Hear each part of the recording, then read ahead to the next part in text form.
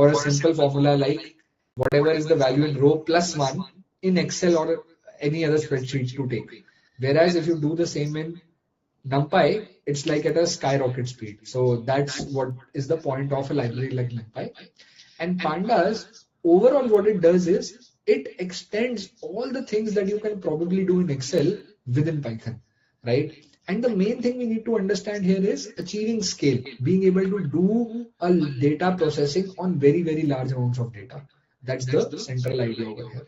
And a lot of you are also talking about the fact that, you know, in Excel you can do graphs and all as well. Well, you can do the same through Python also. In Python, we also have libraries. For example, there's a library called as matplotlib. Okay. There's also another library called as Seaborn. And by the way, there is no limitation to these libraries. In fact, even you and I can today go and create a completely new Python library. Okay. It all depends on how much of a particular library people are using, how much they are used to a particular library. That's what it essentially boils down to. So the libraries that I'm calling out are the essential libraries that every data analyst or data scientist are using. Okay. So this is what is important over here. Cool. Now let's come down to the other three libraries that we have called out: sklearn, PyTorch, and Keras, and we will quickly talk about these as well, very, very quickly. So we will talk about these later also, by the way. We will talk about these later also, but I will give you a brief about these libraries very, very quickly. Firstly, let me also call out that these are libraries that you use for visualization. Viz is a short form that I'm writing, which basically means being able to do visualization, which means being able to plot graphs. Okay. Now let's talk about these other libraries, these three. And what is the importance of these three libraries? Why I have noted these down? And the reason is because these three libraries will act as a gateway for you to turn or transition from a data analyst to a data scientist. What that basically means is that sklearn is a library that you use to perform machine learning. We have not talked about this yet, what machine learning is. I will be very soon calling this out to you guys, what is machine learning. But hear me out for a second. So sklearn is a library used for machine learning. Then you have PyTorch and Keras, again two different libraries. And the purpose is to be able to do deep learning. There are also other libraries within Python itself that can be used to perform other kinds of things as well. For example, you also have a library called as LangChain. Okay. And this is a library that helps you to do work on AI. Very specifically, it helps you to do work on generative AI. This is basically the kind of AI that is becoming very, very popular around you. Right? What that basically means is all the ChatGPT kind of stuff that you see, you can actually interact with ChatGPT through Python using libraries like LangChain. So my point basically is that Python is a must-know tool if you want to get into the field of data. Right? All these different things that you want to do, basically Python will enable you to do those. Right? All those things can be done through these various. Okay, great. So I hope so far we are going good. Everybody's clear with whatever I've called out. Right?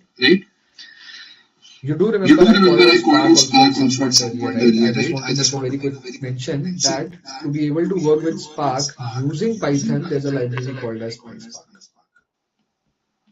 So I hope now you can get the point, right? That Python is a gateway to any kind of AI, machine learning, data technology that you want to use. So Python definitely becomes a must tool, and your journey into this world of data science can be slow and gradual. That is also very important. A lot of times what happens is, okay, let's do a very quick poll to understand where people are in terms of the discussion that we have been having so far. How many of you are already feeling overwhelmed with the information I've thrown at you guys? Is anybody overwhelmed, or are you going fine? You're like, okay, fair enough. We are understanding everything, but it's not overwhelming. Okay, again, I see a very 50 response. A lot of people feel, yes, it is indeed overwhelming, right? So let me call out one thing very, very quickly.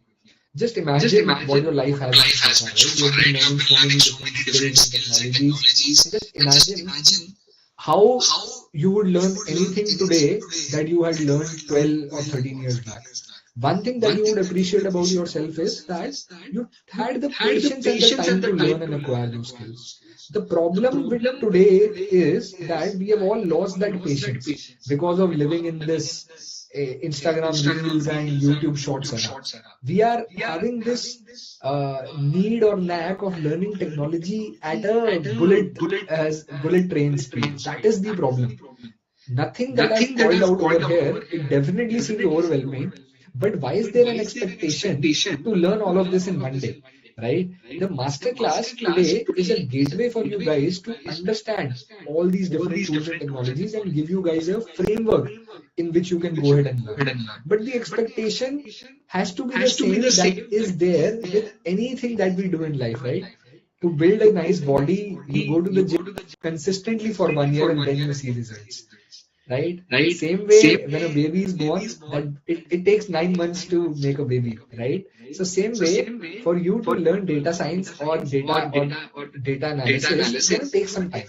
So I do understand why you're overwhelmed, but at the same time, if you just understand from this masterclass the different things that are there, you can craft a plan by yourself, or you can take Scalar's help to take up this journey, right? We at Scalar teach all these technologies slowly and steadily. That's the beauty of the thing that we do, right? We teach Scalar taking about 1 to 2 months. We teach Python over several months. So that's the idea, or that's the strategy we use to help people learn. And of course, different people have different needs. Some people will have familiarity with certain topics. For them, the journey can be faster. For example, certain people can say, we already know SQL, we will skip that and we will directly jump to Python. Well, that is again something that you can do. But generally, if you're starting from the very scratch, this is how the journey has to be. And one thing should be very clear to all of you at this point. Okay, what am I talking about? I'm about to talk about the fact that it should be clear that to become a successful data scientist, your journey will start by becoming a successful data analyst. How many of you are clear with this particular point? You first become a data analyst, or at least acquire the skills needed to become a data analyst, and slowly and gradually move in the other direction. Okay. Everybody who's not coming with any background and directly wants to become a data scientist, that I personally feel itself is not the right expectation. Why should a company trust you, right? You have to build that trust with them. You first have to do the kind of job which is easier to do, right? And that means you first become a data analyst to the company, show them that you have the drive, show them you have the passion and energy, show them that you can accurately create results from the data, and then they will be happy to transition you to a higher role like a data scientist or a machine learning engineer. So that's how the journey has to be for you guys. Okay, just keep that in mind. Let's go ahead and understand the other kinds of tools and technologies that are required. And we will, so I hope you have already started seeing that we are already discussing things that are required by a data scientist also, right? But we are not done yet describing the entire journey of that of a data analyst. So let's come back to that point and let's understand the other kinds of tools and technologies that are a must to become a great data analyst. And the next thing that we will be talking about is this art of being able to create visualizations.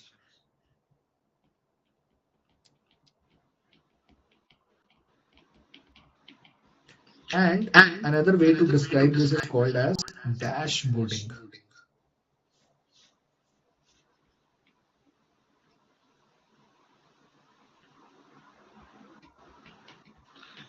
So let's talk about this very quickly, right?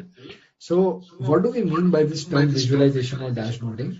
Well, the idea over here is that when you have data, when you are working as a data analyst, a major part of your responsibility is to be able to show meaningful data or meaningful insights from data to your stakeholders. These stakeholders could be anything. They could be your clients, they could also be your managers, they could also be, the top level managers of a company, could be anyone.